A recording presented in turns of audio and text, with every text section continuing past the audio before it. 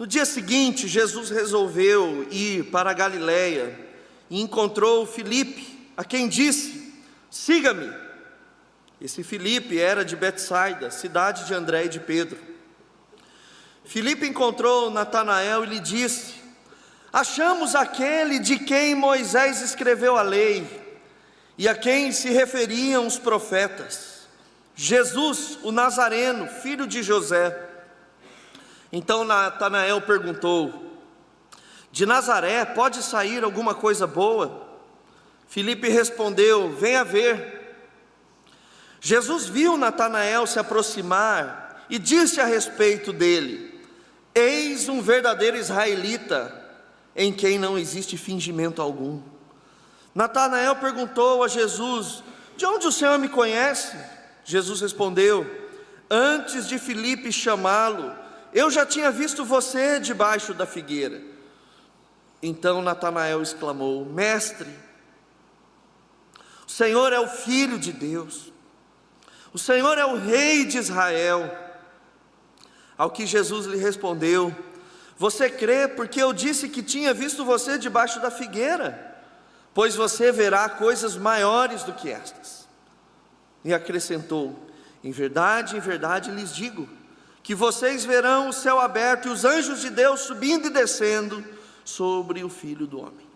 Mantenha a sua Bíblia aberta, vamos orar. Senhor Jesus, muito obrigado pelo teu grande amor. Obrigado, Senhor, porque tu és um Deus maravilhoso, que nos dá inúmeras oportunidades de estarmos reunidos em família da fé para cultuar o Senhor. Nos dá o presente e o privilégio de ouvirmos a palavra do Senhor e sermos ministrados por ela.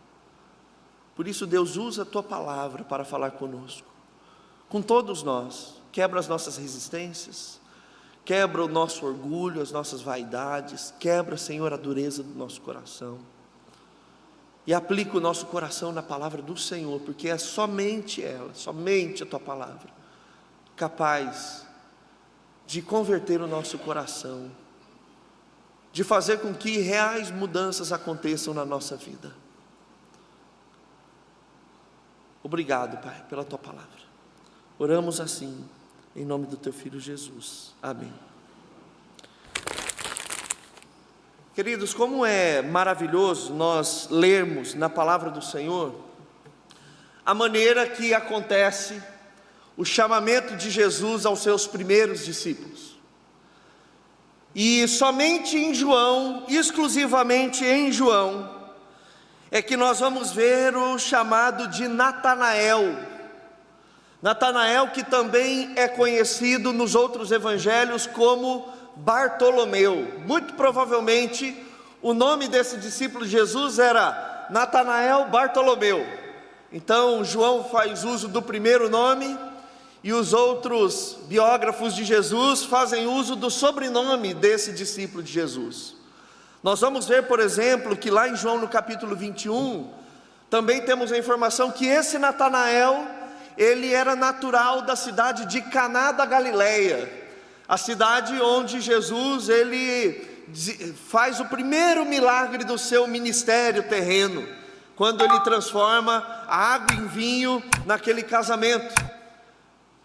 E também alguns estudiosos dizem que esse casamento ele era entre pessoas do clã de Natanael, e por isso, por meio de Natanael mesmo, é que Jesus ele vai até esse casamento, porque poderia conhecer algumas pessoas ali, mas Natanael ele faz meio que esse meio campo entre Jesus e o casamento em Caná da Galileia. E aqui nós vemos um retrato do Evangelho de João, quando Jesus ele começa a chamar os seus primeiros discípulos. E logo no início desse texto, nós vamos ver que Jesus ele encontra um outro discípulo chamado Filipe. E aqui a gente vai ver uma sucessão de encontros acontecendo. Jesus encontra Filipe, depois no verso 44, Filipe encontra Natanael, e depois Jesus e Natanael, eles se encontram. E o verso 44 diz que ao encontrar Natanael, Filipe ele faz uma declaração muito linda: achamos aquele a quem Moisés escreveu na lei, e a quem se referiam os profetas. Talvez o português não nos dá uma indicação clara do tom de voz que Filipe ele faz essa convocação ou esse anúncio a Natanael, mas se nós olharmos o texto grego, toda a construção dele vai dizer que Filipe estava extremamente empolgado. Não é simplesmente assim: Natanael, achamos aquele de quem Moisés escreveu a lei e a quem se referiam os profetas. Não é assim. A intenção do texto é que Filipe, ao encontrar Natanael, ele diz: Natanael, você não tem noção do que acaba de acontecer, Natanael. Achamos, Natanael, até que enfim, de uma vez por todas, Natanael, aquele de quem Moisés escreveu na lei, a quem se referiam os profetas, Natanael, Jesus, o Nazareno, filho de José. Foi mais ou menos assim. Talvez muito mais do que essa empolgação que eu não tenho, para não passar vergonha alheia, né? Senão ia virar cambalhota aqui. Mas Filipe estava muito empolgado quando ele transmite essa boa notícia para Natanael. E quando a gente lê, parece que Natanael ele dá um balde de água gelada em Filipe. Ele joga um balde, porque ele fala assim: de Nazaré pode sair alguma coisa boa? E popularmente a gente começou a usar essa frase como uma espécie de adágio. É como se Natanael ele estivesse repudiando Nazaré. É como se Nazaré fosse uma cidade ruim, que não pudesse ter ninguém ali de destaque. Mas na verdade, o que a cultura popular está dizendo vai contra aquilo que a própria Bíblia ela intenciona dizer.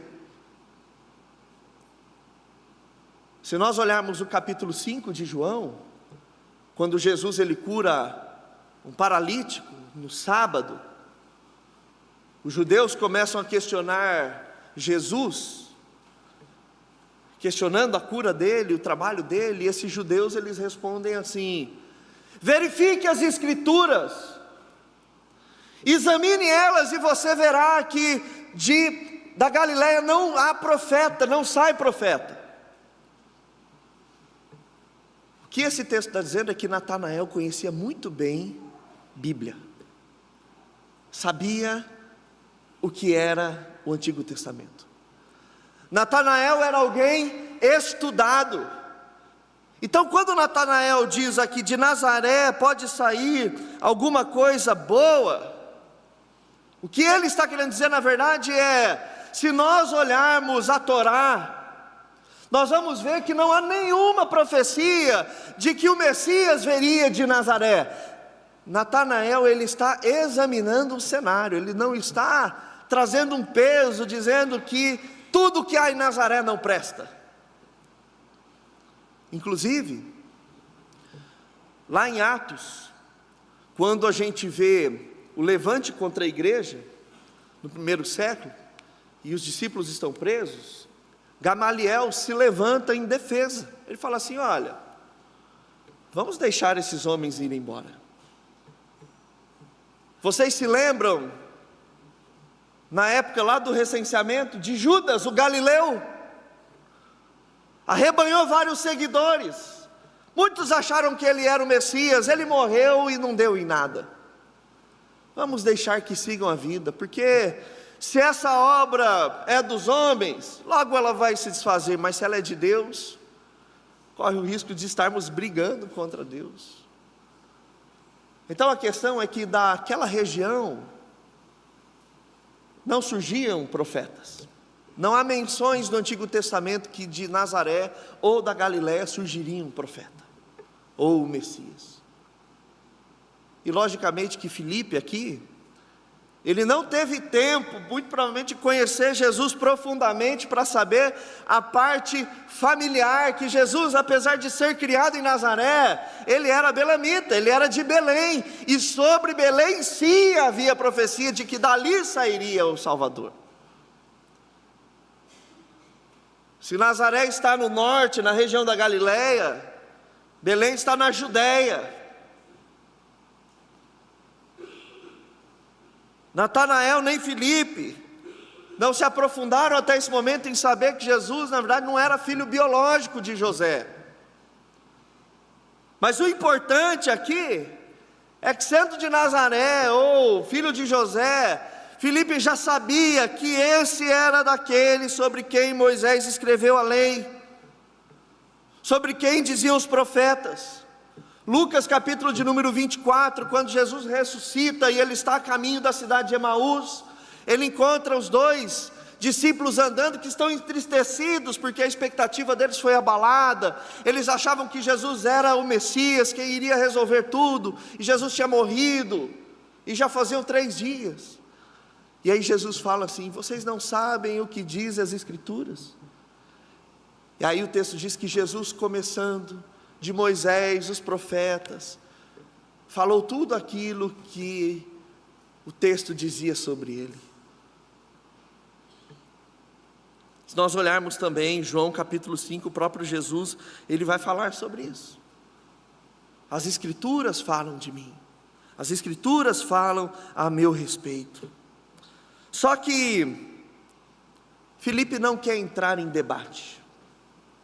Ele está empolgado demais para começar a tecer uma apologia em relação a Jesus Cristo.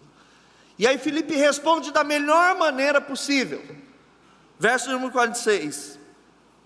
Filipe respondeu: venha ver. Venha ver, Filipe, Natanael. Venha ver por si mesmo. Só que aí acontece algo surpreendente. Jesus viu Natanael se aproximar, e ao invés de esperar Natanael falar alguma coisa, Jesus se antecipa e disse algo a respeito de Natanael. Jesus, ele diz: eis um verdadeiro israelita em quem não existe fingimento algum. Eis um verdadeiro israelita em quem não existe fingimento algum. É a única vez que você vai ver Jesus tratando alguém dessa maneira no Novo Testamento. E que declaração potente. E Jesus aqui, ele não está sendo irônico. Jesus aqui, ele não está sendo mentiroso ou leviano. Jesus está aqui sendo muito sincero e honesto, como ele sempre foi no seu ministério.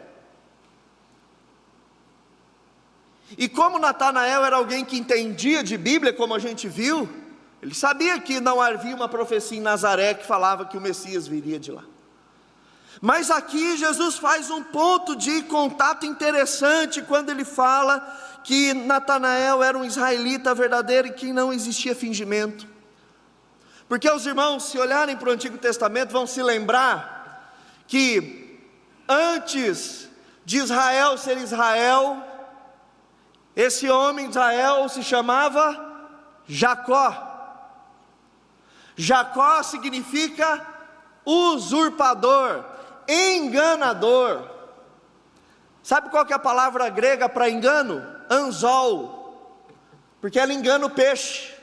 Ela maqueia uma armadilha, o peixe vai lá e tchum, é fisgado. O engano é uma armadilha. Jacó era essa armadilha em pessoa. Até que Deus vai lá então e muda o nome dele de Jacó para Israel.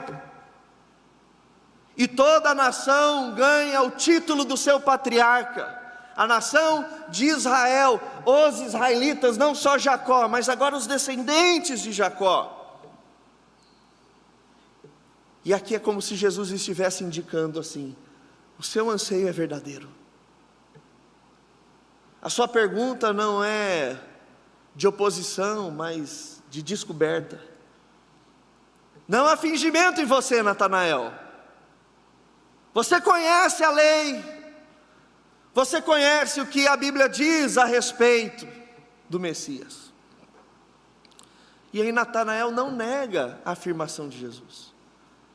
Pelo contrário, ele fala: de onde o Senhor me conhece? Ou basicamente, quem falou de mim para você? Talvez na cabeça de Natanael, Filipe já tinha falado sobre ele para Jesus. Igual nós temos em algumas igrejas alguns charlatões que, para dar uma profetada, invade a rede social de determinada pessoa da igreja, e aí sobe no púlpito e começa a dizer um monte de coisa, e a pessoa acha que é revelação, mas na verdade a pessoa fez uma pesquisa, e isso tem até na internet aí, inúmeros casos assim. Mas Jesus, para deixar muito claro que não tinha sido Filipe nada, o verso 48, ele diz: antes de Filipe chamá-lo, eu já tinha visto você debaixo da figueira. Provavelmente Natanael estava ali debaixo da figueira no tempo devocional dele, orando. E Jesus fala: antes de Filipe te chamar, eu já via você, eu já conhecia você. Então Natanael exclamou: mestre, o Senhor é o Filho de Deus, o Senhor é o Rei de Israel. Natanael faz uma declaração linda, messiânica. Inclusive essa declaração que João, ele diz ser o propósito do escrito do seu evangelho, lá no final do seu evangelho. Ele fala: e esse evangelho foi escrito para que vocês creiam que Jesus é o Filho de Deus, é o Messias. E logo no início aqui, João já mostra que Natanael teve já esse encontro com o Senhor. Ao que Jesus respondeu: você crê porque eu disse que tinha visto você debaixo da figueira? Jesus não está combatendo a incredulidade de Natanael, Jesus está encorajando ele. Jesus combate a incredulidade depois de Tomé, mas de Natanael ele está encorajando: Natanael, você obteve essa revelação, essa certeza, vendo simplesmente um fato muito simples para mim, pois você verá coisas maiores do que essas, Natanael. Falar que vi você debaixo da figueira é fichinha, é pequeno, perto daquilo que você me verá fazer, Natanael. Ele acrescentou outra referência a Jacó: em verdade lhes digo, que vocês verão o céu aberto e os anjos de Deus subindo e descendo sobre o Filho do Homem. Lá em Gênesis capítulo 28, quando Jacó ele está fugindo, e ele dorme ao relento, e ele tem essa visão, uma escada do céu, anjos descendo e subindo, do trono do Senhor até a terra. E quando Jacó acorda, ele fica com medo, ele consagra aquele lugar, e dá o nome daquele lugar de Betel. Betel significa casa de Deus. Jacó diz: a porta do céu. E obviamente que quando Jesus diz isso faz todo sentido para Natanael. Enfim, irmãos, essa é a história breve de Natanael. Nós não temos um relato de Natanael como nós temos, por exemplo, de Mateus, de Pedro, tantas histórias, mas essa já é suficiente para mostrar o empenho e o cuidado de Jesus em ir até aqueles a quem Ele chama. Então, a partir dessa narrativa, eu gostaria de compartilhar alguns ensinos e algumas aplicações para as nossas vidas nessa manhã. A primeira delas, meus irmãos, é que nós precisamos entender que o Evangelho é um ministério de encontros. Especialmente no Evangelho de João, nós vamos perceber isso. Jesus, ele se encontra com João, ele se encontra com os primeiros discípulos, depois ele encontra-se com Nicodemos, depois ele encontra com a mulher samaritana, tudo no Evangelho de João. Depois ele se encontra com um oficial romano, depois ele se encontra com a mulher pega em adultério, ele se encontra depois com o cego de nascença, ele se encontra também com Tomé na ressurreição, ele se encontra com Pedro na restauração, depois de Pedro ter negado ele. O Evangelho não é um movimento impessoal. Nós não estamos lidando com uma divindade distante, que não deseja ter um relacionamento próximo de nós.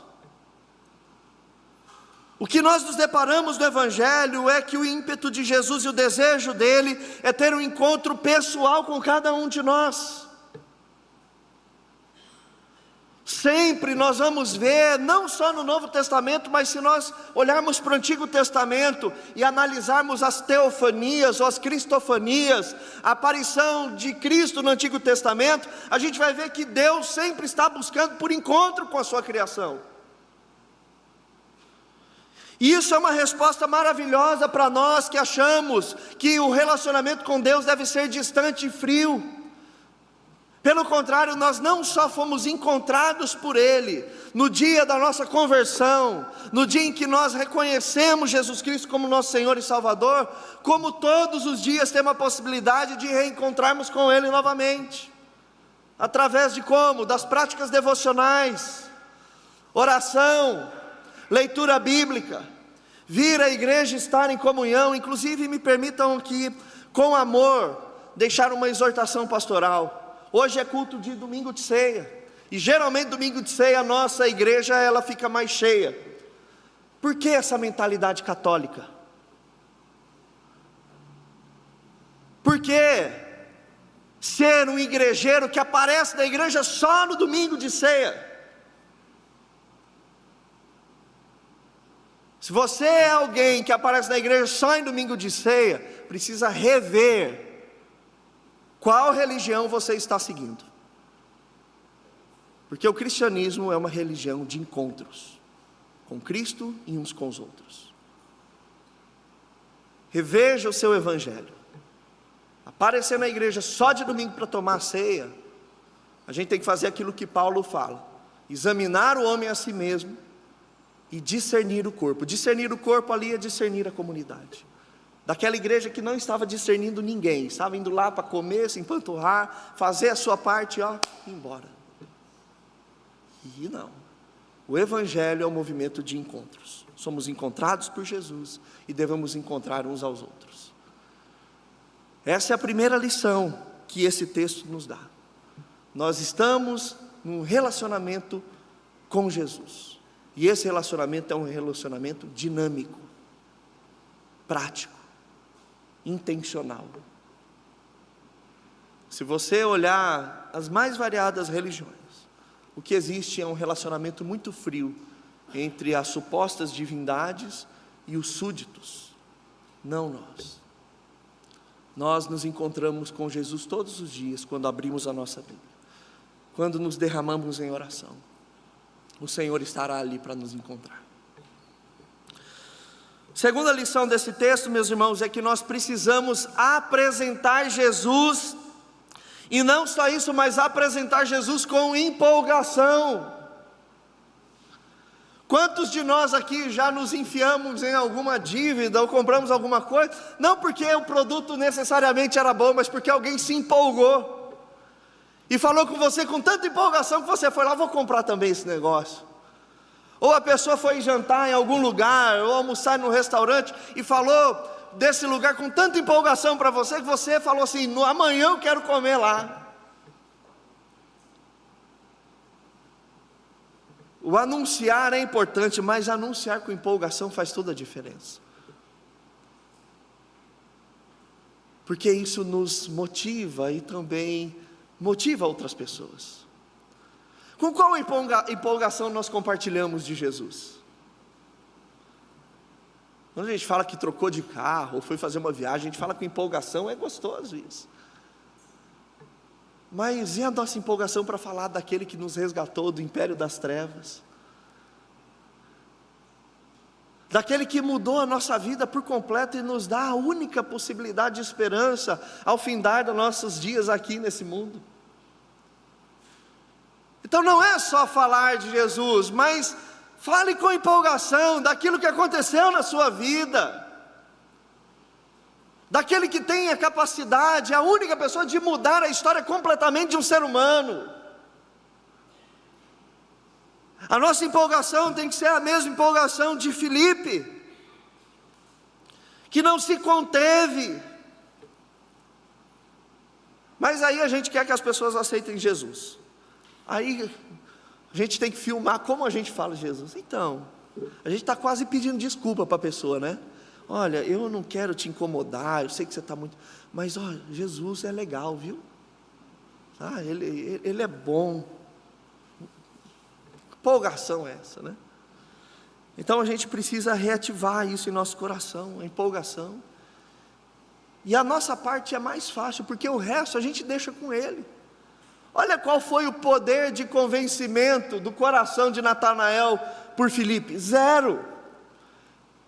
Filipe só compartilhou com empolgação uma informação. Quando Natanael começou a querer entrar em discussão, Filipe respondeu: só vem ver. O resto ficou por conta do próprio Jesus. E é o que a Bíblia diz, que a nossa tarefa é anunciar, não convencer o homem do pecado, da justiça e do juízo. Isso é obra do Espírito Santo, isso é responsabilidade de Deus. Nós não temos responsabilidades apologéticas de convencimento na conversão. O que nós temos que fazer é simplesmente apresentar Jesus.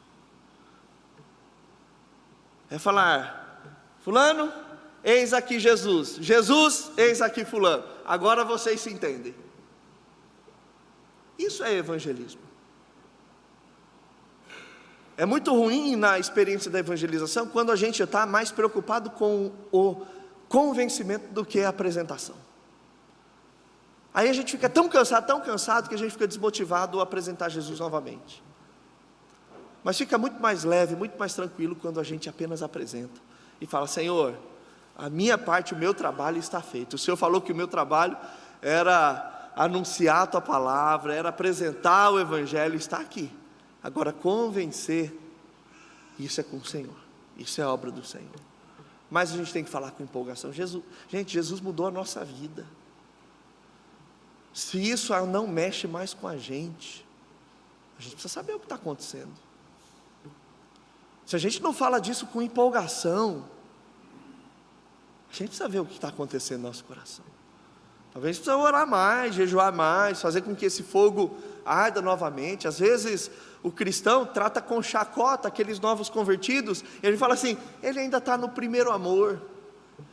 Ele tinha que, pedir perdão de joelho para o Senhor quando a gente fala uma fala dessa. Que deveríamos pensar: o porquê eu ainda não estou vivendo nisso? Aonde foi que caiu o meu amor por Jesus, que não me faz mais pensar nele ou falar nele com empolgação? Seja no aconselhamento, na evangelização, ou até mesmo para um estranho. Possamos falar como Filipe falou para Natanael. Terceira aplicação, meus irmãos, nós precisamos entender que dar a nossa vida ao Evangelho é a melhor coisa a se fazer. Olha o que Jesus disse: Natanael, você verá coisas maiores do que essas. Eu imagino quando logo depois Natanael vê Jesus transformando a água em vinho, ou quando Jesus vê pão e peixe sendo multiplicado. Natanael começou a ver: realmente, aquele dia lá foi muito pequeno perto do que das coisas que eu estou vendo. Quando Natanael viu Jesus morrendo, mas viu Jesus ressuscitando, aparecendo diante dele. Irmãos, nós somos o povo que não caminhamos na expectativa de ver as coisas grandes. Nós historicamente somos contemplados numa posição onde nós já sabemos que elas aconteceram. Para Natanael poderia ser uma aposta, para nós é uma certeza. Nós já lemos na Bíblia e vemos as coisas irrefutáveis daquilo que se há. E nós, pela misericórdia e graça divina, ainda continuamos vendo as coisas. Continuamos sim vendo milagres dia após dia nas nossas vidas. E se nós tivéssemos mais interesse um pelas vidas dos outros, em perguntar os testemunhos de vida, nós ficaríamos surpresos, como Deus ainda faz grandes coisas em mínimas coisas.